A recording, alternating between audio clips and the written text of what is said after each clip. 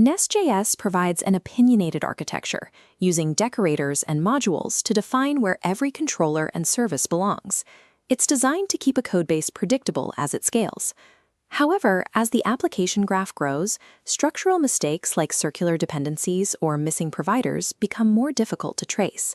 A single misconfigured import can stop the bootstrap process, leaving you to hunt through logs for the specific point of failure. We are going to build a new NestJS project with a setup designed to surface those errors immediately. We'll configure strict typing, enable instant rebuilds, set up structured logging, and a visual dependency graph. Setting up these guardrails early ensures that when the system breaks, the cause is identified by your tools rather than your manual investigation. Start by verifying that you're on Node version 20 or higher. When you run the nest new command to create the project, append the --strict flag.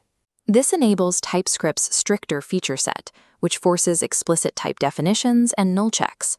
It acts as a first line of defense, catching logic typos before the code even compiles. The trade-off for strictness is often compile time. Waiting for the standard compiler to validate every type during development can stall your momentum. To fix this, use the SWC builder flag when starting your server. SWC is a Rust-based compiler that can process the rebuild up to 20 times faster than the default, keeping your feedback loop nearly instantaneous. You're combining the safety of strict types with the speed of a high-performance compiler, so you don't have to sacrifice verification for development velocity. Once the app is running, standard console.log statements are often too thin for debugging a backend. They lack the context needed to track which part of the module tree is currently executing. Instead of console logging, use the built-in NestJS logger.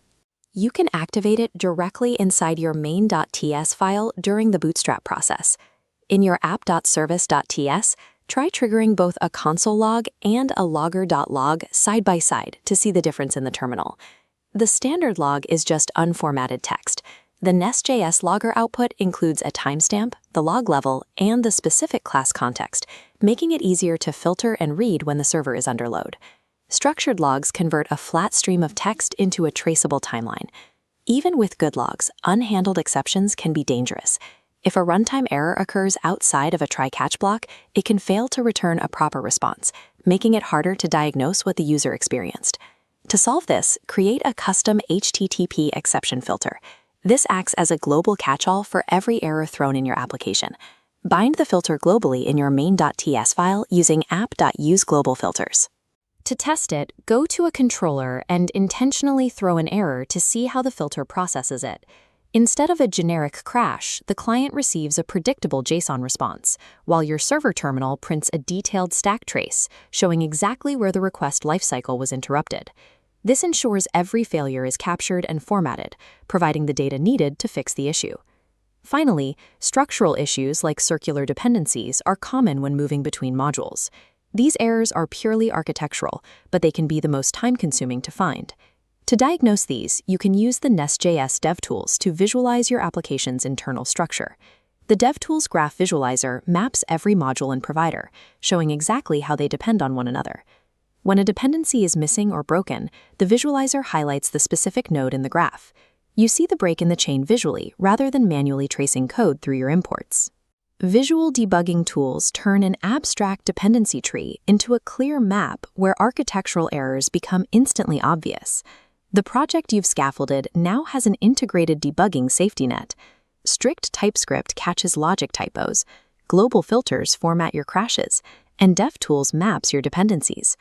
Now that the environment is stable, you can refer to the official NestJS documentation to begin building out features like database integrations or microservices. By automating the detection of these structural mistakes, you significantly reduce the time spent on basic manual troubleshooting, leaving you more capacity to handle the complex logic of your application. Enhance your coding skills with us.